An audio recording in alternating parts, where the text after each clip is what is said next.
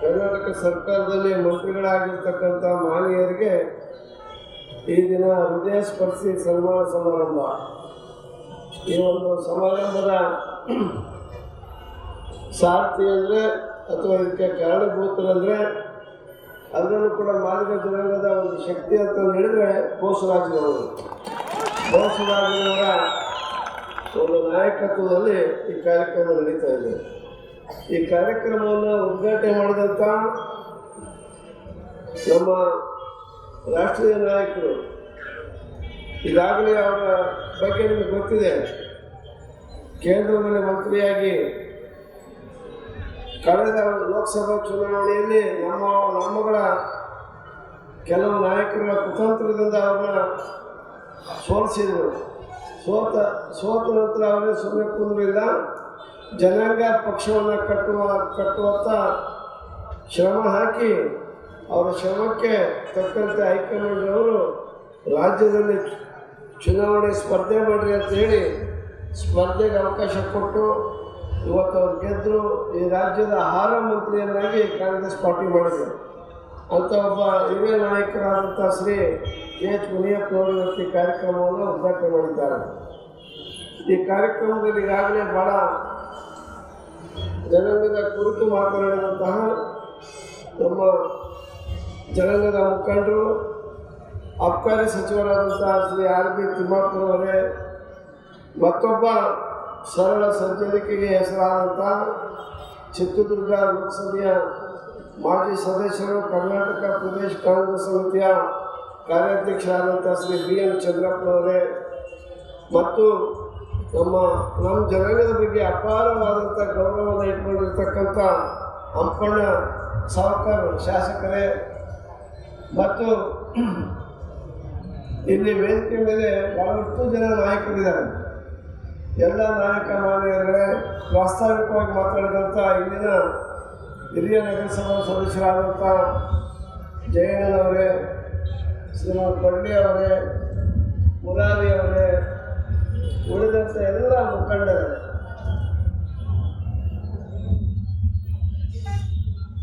ಇಲ್ಲಿ ಕರ್ನಾಟಕದಲ್ಲಿ ಯಾವುದೇ ಒಂದು ಸರ್ಕಾರ ಬರಬೇಕು ಅಂತ ಹೇಳಿದ್ರೆ ಆ ಸರ್ಕಾರಕ್ಕೆ ಪೂರ್ಣ ಪ್ರಮಾಣದ ಬೆಂಬಲವನ್ನು ಮಾದಿಗರು ಕೊಟ್ಟಾಗ ಮಾತ್ರ ಸರ್ಕಾರ ಬರುತ್ತೆ.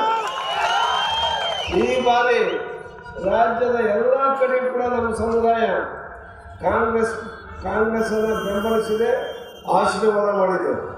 ಆ ಕಾರಣದಿಂದಲೇ 136 ಸೀಟುಗಳು ಇವತ್ತು ಗೆದ್ದು ಕರ್ನಾಟಕದಲ್ಲಿ ಸಾಮಾಜಿಕ ನ್ಯಾಯದ ಅಧಿಕಾರಿಗಳಾದಂಥ ಶ್ರೀ ಸಿದ್ದರಾಮಯ್ಯನವರು ಮುಖ್ಯಮಂತ್ರಿ ಆಗಲಿಕ್ಕೆ ಸಾಧ್ಯವಾಯಿತು. ಉಪಮುಖ್ಯಮಂತ್ರಿಗಳಾಗಿ ಡಿ ಕೆ ಶಿವಕುಮಾರ್ ಅವರು ಆಗಲಿಕ್ಕೆ ಸಾಧ್ಯವಾಯಿತು. ಬೋಸರಾಜರು ವಿಶೇಷವಾಗಿ ಮಂತ್ರಿಗಳಾಗಲಿಕ್ಕೆ ಸಾಧ್ಯವಾಯಿತು. ಅವರು ಶಾಸಕರೇ ಇರಲಿಲ್ಲ. ಹೈಕಮಾಂಡ್ ಅವ್ರ ಮೇಲೆ ಭಾಳ ವಿಶ್ವಾಸ. ಆಂಧ್ರ ಪ್ರದೇಶ ಮತ್ತು ಕರ್ನಾಟಕದಲ್ಲಿ ಅವರು ರಾಜಕಾರಣವನ್ನು ಭಾಳ ಚತುರತೆಯಿಂದ ಮಾಡ್ತಾರೆ. ಹೈಕಮಾಂಡ್ ಹತ್ರ ಭಾಳ ಹತ್ತಿರದಲ್ಲಿದ್ದಾರೆ. ಅವ್ರನ್ನ ನೇರವಾಗಿ ಮಂತ್ರಿಗಳನ್ನಾಗಿ ಮಾಡಿ ನಂತರ ಅವ್ರನ್ನ ವಿಧಾನ ಪರಿಷತ್ತಿನ ಸದಸ್ಯರಾಗಿ ಮಾಡಿದರು. ಅವರಿಗೂ ಕೂಡ ಇಲ್ಲಿ ಎಲ್ಲರ ಟಿಕೆಟ್ ಕೊಡೋದು, ಅವರು ಕೂಡ ಗೆದ್ದವರು. ಆದರೆ ಅವರು ಟಿಕೆಟ್ ಕೊಡಲಿ ಬಿಡಲಿ ನಾನು ಕಾಂಗ್ರೆಸ್ಸಿಗೆ ಅಂತ ಹೇಳಿ ಇದ್ದುದರಿಂದ ಅವ್ರನ್ನ ಮಂತ್ರಿಯನ್ನಾಗಿ ಕಾಂಗ್ರೆಸ್ ಪಾರ್ಟಿ ಮಾಡಿದೆ. ಕಾಂಗ್ರೆಸ್ ಪಕ್ಷ ಸಾಕಷ್ಟು ಸೌಲಭ್ಯ ಸೌಕರ್ಯಗಳನ್ನು ನಮ್ಮ ಸಮುದಾಯಕ್ಕೆ ಕೊಟ್ಟಿದೆ. ಇನ್ನು ಕೊಡಬೇಕಾದ್ರೆ ಒಂದೇ ಒಂದು ಒಳ ಮೀಸಲಾತಿ ಕೊಡಬೇಕು. ನಮ್ಮ ಜನಸಂಖ್ಯೆಗೆ ಅನುಗುಣವಾಗಿ ನಮಗೆ ನ್ಯಾಯವಾಗಿ ಸಿಗಬೇಕಾದಂಥ ಮೀಸಲಾತಿ ಸಿಗ್ತಾ ಇಲ್ಲ. ಎಲ್ಲವೂ ಕೂಡ ಇವತ್ತು ಉದ್ಯೋಗದಲ್ಲಿ ಮೀಸಲಾತಿ ಸಿಗ್ತಾ ಇಲ್ಲ. ರಾಜಕಾರಣದಲ್ಲಂತೂ ಮಾದಿಗ ಮುಕ್ತ ಕಲ್ಯಾಣ ಕರ್ನಾಟಕ, ರಾಜಕೀಯದಲ್ಲಿ ಮಾದಿಗ ಮುಕ್ತ ಕಲ್ಯಾಣ ಕರ್ನಾಟಕ ಆಗಿದೆ. ಎಲ್ಲೂ ಕೂಡ ಇಲ್ಲ. ಇಲ್ಲೆಲ್ಲ ನಮ್ಮ ಜನಾಂಗದ ಹೆಚ್ಚು ಸಂಖ್ಯೆಯಲ್ಲಿರ್ತಕ್ಕಂಥ ರಾಯಚೂರು ಇರ್ಬೋದು, ಕೊಪ್ಪಳ ಇರ್ಬೋದು, ಆಮೇಲೆ ಯಾದಗಿರಿ ಇರ್ಬೋದು, ಗುಲ್ಬರ್ಗ, ಬೀದರ್, ಈ ಜಿಲ್ಲೆಗಳಿಂದ ಒಬ್ಬರು ಕೂಡ ನಮ್ಮ ಇವತ್ತು ಶಾಸಕರಾಗಿಲ್ಲ. ಭಾಳ ಒತ್ತಡ ಹಾಕಿದರೆ 1-2 ಕೊಟ್ಟಿರೋರು, ಅಲ್ಲಿ ಕೂಡ ನಮ್ಮವರು ಸ್ವಲ್ಪ ಅಸಹಾಯಕತೆಯನ್ನು ತೋರಿದ್ರಿಂದ ಅಲ್ಲಿ 1-2 ಸಿಗ್ತಾ ಇತ್ತು, ಆಗಲಿಲ್ಲ. ಇಲ್ಲಿ ಕಳೆದ ಚುನಾವಣೆಯಲ್ಲಿ ಸ್ವಲ್ಪ ಮತಗಳ ಅಂತರದಿಂದ ಸೋತೇನೆ ಅಂತಂದೇಳಿ ಹುಡುಗಿಯ ಕೊಟ್ಟರು. ಆದರೆ ಮುಂದಿನ ಸಾರಿ ಇಲ್ಲಿ ಸೀಟನ್ನು ಕೊಡಿಸ್ತಕ್ಕಂಥ ಜವಾಬ್ದಾರಿಯನ್ನು ನಮ್ಮ ಶಾಸಕರು ಮಾಡ್ತಕ್ಕಂಥ ಜವಾಬ್ದಾರಿಯನ್ನು ಮುಂಚಿನಿಂದಲೂ ಕೂಡ ಬೋಸರಾಜಿರವರು ಆಂಜನೇಯರವ್ರ ಕಾಲದಿಂದಲೂ ಕೂಡ ನಮ್ಮ ಜನಾಂಗದ ರಾಜಕೀಯ ಹಿತಾಸಕ್ತಿಯನ್ನು ಕಾಪಾಡ್ಕೊಂತ ಬಂದಿದ್ದಾರೆ. ಮುಂದಿನ ದಿನದಲ್ಲಿ ನಮ್ಮದು ಏನು ಕ್ಷೇತ್ರ ಮೀಸಲು ಕ್ಷೇತ್ರ ಇದೆ,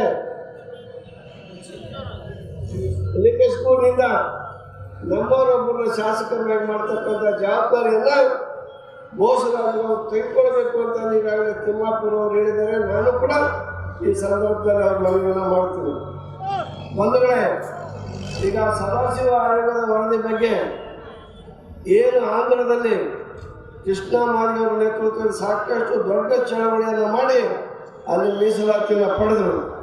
ಆದರೆ ಸಂತೋಷ ಹೆಗಡೆ ಅವರ ಪೀಠ 5 ಜನ ಪೀಠ ಈ ರಾಜ್ಯ ಸರ್ಕಾರಕ್ಕೆ ಒಳ ಮೀಸಲಾತಿ ಮಾಡುವ ಅವಕಾಶ ಇಲ್ಲ ಅಂತಂದೇಳಿ ಸುಪ್ರೀಂ ಕೋರ್ಟ್ನಿಂದ ಅದನ್ನು ತಿರಸ್ಕರಿಸಿದರು. ನಂತರ ಮತ್ತೊಂದು ಪೀಠ ಬಂತು, ಅರುಣ್ ಮಿಶ್ರಾ ಪೀಠ. 5 ಜನ ಪೀಠ ರಚನೆ ಆಯಿತು. 5 ಜನ ಪೀಠದಲ್ಲಿ ಇವತ್ತು ಒಂದು ತೀರ್ಮಾನ ಆಗಿದೆ. ಒಳ ಮೀಸಲಾತಿಯನ್ನು ಕೊಡುವಂಥ ಅಧಿಕಾರ ರಾಜ್ಯ ಸರ್ಕಾರಕ್ಕೆ ಇದೆ. ಹಿಂದೆ ಏನು ಸಂತೋಷ ಹೇಳಿರೋದು ಸರಿಯಲ್ಲ ಅಂತ ಹೇಳ್ಬಿಟ್ಟು ನಮ್ಮ ಪರವಾಗಿ ಅವರು ಎತ್ತಿಡಿದಿದ್ದಾರೆ. ಅವರು 5 ಜನ ಪೀಠ ಆಗಿದ್ದರಿಂದ ಅದನ್ನು ಆದೇಶ ಅಂತ ಬರಲ್ಲ. ಈಗ 7 ಜನರ ಪೀಠ ರಚನೆಯಾಗಿದೆ.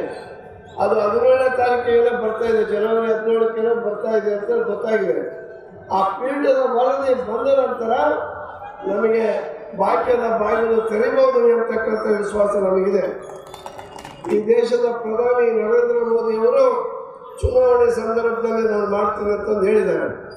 ನಾವೀಗಾಗಲೇ ಸದಾಶಿವ ಆಯೋಗದ ವರದಿನ ರೆಡಿ ಮಾಡಿದವರು ನಾವು.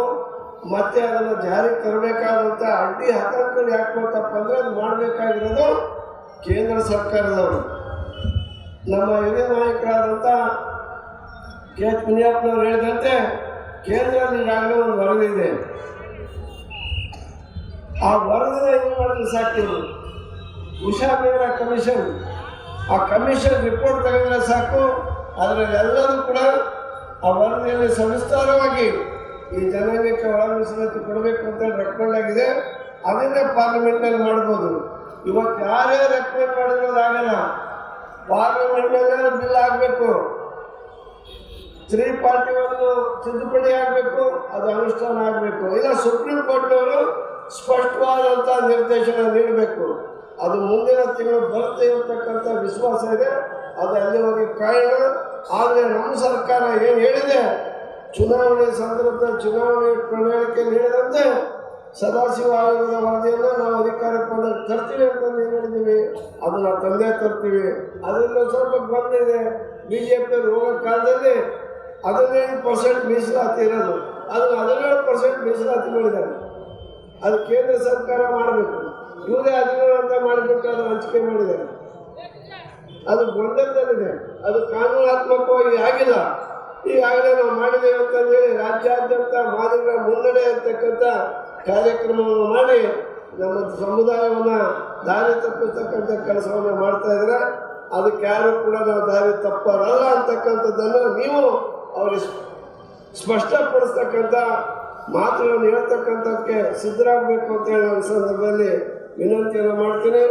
ಬಂಧುಗಳೇ, ಇವತ್ತು ನಮಗೆ ಸದಾಶಿವ ಆಯೋಗದ ಜಾರಿಯಾಗಬೇಕು. ಯಾರು ಈ ರಾಜ್ಯದಲ್ಲಿ ಹಿಂದುಳಿದ ವರ್ಗಗಳಿಂದ ಕಾಂತರಾಜ್ ವರದಿ ಏನು ರೆಡಿಯಾಗಿದೆ, ಅದು ಎಲ್ಲ ಜಾತಿ ಜನಾಂಗದ ಸ್ಥಿತಿಗತಿಗಳು, ಯಾವ್ಯಾವ ಜನಾಂಗದವರು ಎಷ್ಟೆಷ್ಟು ಸಂಖ್ಯೆಯಲ್ಲಿದ್ದಾರೆ, ಯಾವ್ಯಾವ ಸಮುದಾಯದವರು ಏನೇನು ಆಸ್ತಿಯನ್ನು ಹೊಂದಿದ್ದಾರೆ, ಯಾವ್ಯಾವ ಸಮುದಾಯದವರು ಶಿಕ್ಷಣದಲ್ಲಿ ಎಷ್ಟು ಶಿಕ್ಷಣವಂತರಿದ್ದಾರೆ, ಅವಿದ್ಯಾವಂತರಿದ್ದಾರೆ, ಭೂಮಿಯಿಂದವರಿದ್ದಾರೆ, ಮನೆಯಿಂದವರಿದ್ದಾರೆ, ಅತ್ಯಂತ ಕಡುಬಡವರಿದ್ದಾರೆ, ಕೆಳ ಸಮುದಾಯದವರಿದ್ದಾರೆ, ಸೌಲಭ್ಯ ವಂಚಿತರಿದ್ದಾರೆ ಅಂತಕ್ಕಂಥ ಒಂದು ವರದಿ ಇದೆ, ಹಿಂದುಳಿದ ವರ್ಗದ ವರದಿ. ಅದನ್ನು ಕೂಡ ಜಾರಿಗೆ ತರ್ತಕ್ಕಂಥ, ಅದನ್ನು ಕೂಡ ಅಸೆಂಬ್ಲಿಯಲ್ಲಿ ಮಂಡಿಸ್ತಕ್ಕಂಥ ಕೆಲಸವನ್ನು ಸಿದ್ದರಾಮಯ್ಯ ನೇತೃತ್ವದ ಸರ್ಕಾರ ಎರಡನ್ನೂ ಕೂಡ ಮಾಡಿದ್ದೆ. ಆದರೆ ನಿಜವಾದ ಜನಸಂಖ್ಯೆ ನಾವು ಎಷ್ಟಿದ್ದೀವಿ ಅನ್ನೋದು ಕೂಡ ನಮಗೆ ಸ್ಪಷ್ಟವಾಗಿ ಗೊತ್ತಾಗುತ್ತೆ. ಎಲ್ಲ ಕಡೆಗೆ ನಾವೇ ಇದ್ದೀವಿ. ಈ ಏನು ಅಸ್ಪೃಶ್ಯ ಜನಾಂಗದಲ್ಲಿ ಸಿಂಹಪಾಲಿರ್ತಕ್ಕಂಥವ್ರು ಮಾದಿಗರು ಮನಸ್ಸು ಮಾಡಿದ್ರೆ ಈ ಜಿಲ್ಲೆಯಲ್ಲಿ ಏನು ಬೇಕಾದ್ರೂ ಕೂಡ ಮಾಡ್ಬೋದು. ಆದರೆ ನಮ್ಮಲ್ಲಿ ಏನಾಗ್ಬಿಡೋದಂದ್ರೆ ಭಾಳ ಸಂಪನ್ನ ಜಾತಿ. ನಮ್ಗೆ ಯಾರೋ ಒಬ್ಬರಿಗೆ ಮಾತು ಕೊಟ್ಟರೆ, ಯಾರೋ ಒಬ್ಬರು ನಂಬಿದರೆ ಭಾಳ ನಿಷ್ಠೆಯಿಂದ ಇರ್ತಕ್ಕಂಥ ಜಾತಿ. ನಿಷ್ಠೆಗೆ ಮತ್ತೊಂದು ಹೆಸರೇ ಮಾದಿಗರು. ಅದರಿಂದ ನೀವೆಲ್ಲರೂ ಕೂಡ ಒಗ್ಗಟ್ಟಾಗಿ ಮುಂದಿನ ದಿನಗಳಲ್ಲಿ ಹೇಗೆ ನೀವು ಈ ವಿಧಾನಸಭಾ ಚುನಾವಣೆಯಲ್ಲಿ ಕಾಂಗ್ರೆಸ್ಗೆ ಆಶೀರ್ವಾದ ಮಾಡಿ 136 ಸೀಟು ತಂದರು. ಮುಂದಿನ ದಿನದಲ್ಲಿ ಕೂಡ ಲೋಕಸಭಾ ಚುನಾವಣೆಯಲ್ಲಿ 28ಕ್ಕೆ 28 ಆಗಲಿದ್ರು ಕೂಡ 25 ಕ್ಷೇತ್ರಗಳನ್ನು ನಾವು ಗೆಲ್ಲಿಸ್ತೇವೆ ಅಂತಕ್ಕಂಥ ಶಬ್ದ ಮಾಡಿ ಕಾಂಗ್ರೆಸ್ಗೆ ಆಶೀರ್ವಾದ ಮಾಡಿ ನಿಮ್ಮ ಸೌಲಭ್ಯವನ್ನು ಕೊಡಿಸ್ತಕ್ಕಂಥ, ನಿಮ್ಮ ಉದ್ಧಾರ ಮಾಡ್ತಕ್ಕಂಥ ಸಂಪೂರ್ಣ ಹೊಣೆಯನ್ನು ಈ ಸರ್ಕಾರ ಹೋಗುತ್ತೆ ಅಂತಕ್ಕಂಥ ನಂಬಿಕೆ ವಿಶ್ವಾಸ ನಮಗಿದೆ. ನೀವು ಯಾವುದಕ್ಕೂ ಚಿಂತೆ ಮಾಡೋದು ಬೇಕಾಗಿಲ್ಲ. ಎಲ್ಲದನ್ನು ತೊರೆದು ನಿಮ್ಮ ಪರವಾಗಿ ಹೋರಾಟ ಮಾಡಲಿಕ್ಕೆ ನಾವೆಲ್ಲರೂ ಸಿದ್ಧರಿದ್ದೇವೆ. ನಾನಿರ್ಬೋದು, ಕೆ ಮುನಿಯಪ್ಪನವರಿರ್ಬೋದು, ತಿಮ್ಮಾಪುರ ಮತ್ತು ನಮ್ಮ ಚಂದ್ರಪ್ಪ ಮತ್ತು ಹನುಮಂತಯ್ಯ, ಇತರ ಎಲ್ಲ ನಾಯಕರು ಕೂಡ ನಿಮ್ಮ ಹಿತಾಸಕ್ತಿಯನ್ನು ಬಲೆ ಕೊಟ್ಟು ನಾವು ರಾಜಕೀಯವಾಗಿ ಮೆರಿಬೇಕನ್ನೋ ಆಸೆ ನಮಗಿಲ್ಲ. ನಮ್ಮ ಜನರಿಗೆ ಆಗ್ತಕ್ಕಂಥ ಅನ್ಯಾಯವನ್ನು ಎಲ್ಲ ಕಡೆಯೂ ಕೂಡ ನಾವು ಹೇಳಿದ್ದೇವೆ, ನಮ್ಮ ನೋವನ್ನು ತೋಡ್ಕೊಂಡಿದ್ದೇವೆ. ಮೊನ್ನೆ ದಿನ ಮುನಿಯಪ್ಪನವರು ಮಾತನಾಡ್ತಾ ನಮ್ಮ ಸಮುದಾಯ ಸಭೆ ಸೇರಿದ್ವಿ. ಅವರು ಉತ್ಸಾಹದಲ್ಲಿ ಹೇಳಿದರು, ಏನು ಎಲ್ಲರೂ ಹೋಗ್ಬಿಟ್ಟು ನೀವು ಶಾಸಕರಿಗೆ ಮಂತ್ರಿಗಳಿಗೆಲ್ಲ ಮನವಿ ಕೊಡ್ರಿ ಅಂತಂದು ಹೇಳಿ, ಅದನ್ನು ಮುತ್ತಿಗೆ ಅಂತ ಹೇಳಿ ಬಂದ್ಬಿಡ್ತು. ಮನವಿ ಕೊಡ್ರಿ ಅಂತ ಇವರು ಹೇಳಿದ್ದು. ಎಲ್ಲರಿಗೂ ಮನವಿ ಕೊಡ್ರಿ, ಅವ್ರಿಗೆ ಗೊತ್ತಾಗಲಿ, ನೆನಪು ಮಾಡ್ರಿ ಎಲ್ಲ ಶಾಸಕರಿಗೂ ಮಂತ್ರಿಗಳಿಗೆ ಅಂತಂದೇಳಿ ಅದು ಮುತ್ತಿಗೆ ಅಂತಂದೇಳಿ ಬಂದ್ಬಿಡ್ತು. ಅದೇ ಒಂದು ಗೊಂದಲಕ್ಕೆ ಎಡೆ ಮಾಡ್ತಕ್ಕಂಥ ಅವಕಾಶ ಆಯಿತು. ಆದರೆ ನಮ್ಮ ಉದ್ದೇಶ ಇರೋದು ಎಲ್ಲ ಜಾತಿ ಜನಾಂಗದವ್ರನ್ನ ಪ್ರೀತಿ ವಿಶ್ವಾಸದಿಂದ ಕಂಡು ಅವರ ಬೆಂಬಲ ಆಶೀರ್ವಾದದಿಂದ ನಾವು ಗೆದ್ದು ಬರಬೇಕೇ ಹೊರತು ಮಾದಿಗರ ಓಟ್ ಹಾಕಿದ್ರೆ ಗೆಲ್ಲಕ್ಕಾಗಲ್ಲ. ಇಲ್ಲಿ ಮಾದಿಗರು ಮತ್ತು ನಾಯಕರು ದೊಡ್ಡ ಜನಾಂಗ, 2 ಜನಾಂಗ ಇದೆ. ಆಮೇಲೆ ಉಳಿದಂತೆ ಕುರುಬರು ಬರ್ತಾರೆ, ಲಿಂಗಾಯತರು ಬರ್ತಾರೆ, ಉಪ್ಪಾರು ಬರ್ತಾರೆ, ಗೊರ್ರು ಬರ್ತಾರೆ. ಇನ್ನು ಉಳಿದಂಥ ಎಲ್ಲ ಸಮುದಾಯದವರ ವಿಶ್ವಾಸ ಪ್ರೀತಿಯನ್ನು ಬೆಳೆಸ್ಕೊಂಡು ಮುಂದಿನ ದಿನದಲ್ಲಿ ಲಿಂಗಸೂರು ಕ್ಷೇತ್ರ ಇದು ಮಾದಿಗರ ಕ್ಷೇತ್ರ, ಮಾದಿಗರು ನಾವು ಗೆಲ್ಲಿಸ್ತೀವಿ ಅಂತಕ್ಕಂಥ ಪಣವನ್ನು ಈ ಜಿಲ್ಲೆಯ ಎಲ್ಲ ಮಾದಿಗರು ಕೂಡ ಪಣ ತೊಟ್ಟು ಬೇರೆ ಜಾತಿ ಜನಾಂಗದವರ ವಿಶ್ವಾಸವನ್ನು ಗಳಿಸ್ಕೊಳ್ತಕ್ಕಂಥ ಕೆಲಸವನ್ನು ಮಾಡಿದ್ದೇ ಆದರೆ ನಾವು ಖಂಡಿತ ಇಲ್ಲಿಂದ ನಾವು ಗೆಲ್ತೀವಿ. ಬೇರೆ ಜನ ಹೇಳಬೇಕು, ನೋಡ್ರಿ ನೀವು ಕೊಡದ ಹೋದರೆ ಈ ಜಿಲ್ಲೆಯಲ್ಲಿ ಯಾರು ಗೆಲ್ಲಕ್ಕಾಗಲ್ಲ. ದೊಡ್ಡ ಜನಾಂಗ ಮಾದಿಗ ಸಮುದಾಯ, ನಾವು ಆ ಜನಾಂಗ ತೆಗೆದುಕೊಂಡ್ರೆ ನಾವು ಸ್ಪರ್ಧೆ ಮಾಡ್ತೀವಿ. ಮಾಡಲ್ಲ ಅಂತಂದ್ರೆ ಮಟ್ಟಕ್ಕೆ ನೀವು ಒಗ್ಗಟ್ಟನ್ನು ಪ್ರದರ್ಶನ ಮಾಡಿದಾಗ ನಿಮ್ಮ ಮನೆ ಬಾಗಿಲಿಗೆ ಟಿಕೆಟ್ ಬರುತ್ತೆ. ನಮ್ಮಲ್ಲಿ ಒಗ್ಗಟ್ಟಿನ ಕೊರತೆ, ಏನು ಬಿಡು ಓಟ್ ಹಾಕ್ಬಿಡೋಣ ಅಂತ ಹೇಳ್ಬಿಟ್ಟು ಅವ್ರು ಬಂದು ಬಣ್ಣದ ಮಾತುಗಳನ್ನು ಹೇಳಿದ ತಕ್ಷಣ ಎಲ್ಲರೂ ಓಟ್ ಹಾಕ್ಬಿಡ್ತೀವಿ. ನಾವು ಓಟ್ ಹಾಕಂತಲೇ ಬಂದಿದ್ದೀವಿ. ಆದರೂ ಕೂಡ ಕಾಂಗ್ರೆಸ್ ಇವತ್ತು ನಮ್ಮನ್ನು ಕಾಪಾಡಿದೆ, ಕೈ ಹಿಡಿದಿದೆ. ಈ ಕಾರಣಕ್ಕೋಸ್ಕರ ಮುಂದಿನ ದಿನದಲ್ಲಿ ಒಗ್ಗಟ್ಟಾಗಿ ನೀವು ಕೊಡದೆ ಹೋದರೆ ನಾವು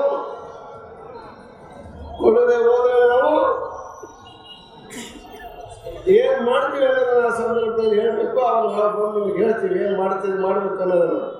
ಆ ರೀತಿಯಾಗಿ ಜನರಿಗೆ ನಾವು ಹೇಳಿ, ಪಕ್ಷಗಳಿಗೆ ಹೇಳಿ ನಾವು ಟಿಕೆಟನ್ನು ಪಡೆದು ಗೆಲ್ಲುವಂಥ ಕೆಲಸವನ್ನು ಮಾಡ್ಕೊಳ್ಳೋಣ ಅಂತಕ್ಕಂಥ ಮಾತನ್ನು ಈ ಸಂದರ್ಭದಲ್ಲಿ ನೀವೆಲ್ಲರೂ ಭಾಳ ಇವತ್ತು ಪ್ರೀತಿ ಅಭಿಮಾನದಿಂದ ಈ ಒಂದು ಶಾಸಕರಿಗೆ ಮಂತ್ರಿಗಳಿಗೆ ಸನ್ಮಾನ ಮಾಡಬೇಕು ಅಂತಂದೇಳಿ ಭಾಳ ಹೃದಯವಂತಿಕೆಯಿಂದ ನೀವು ಬಂದಿದ್ದೀರ. ನಿಮ್ಮೆಲ್ಲರಿಗೂ ನನ್ನ ಹೃತ್ಪೂರ್ವಕವಾದಂಥ ಧನ್ಯವಾದಗಳನ್ನು, ಕೃತಜ್ಞತೆಯನ್ನು ಸಮರ್ಪಿಸಿ ನನ್ನ ಮಾತು ಮಾಡ್ತೇನೆ. ಜೈ ಮಾದಿಗ.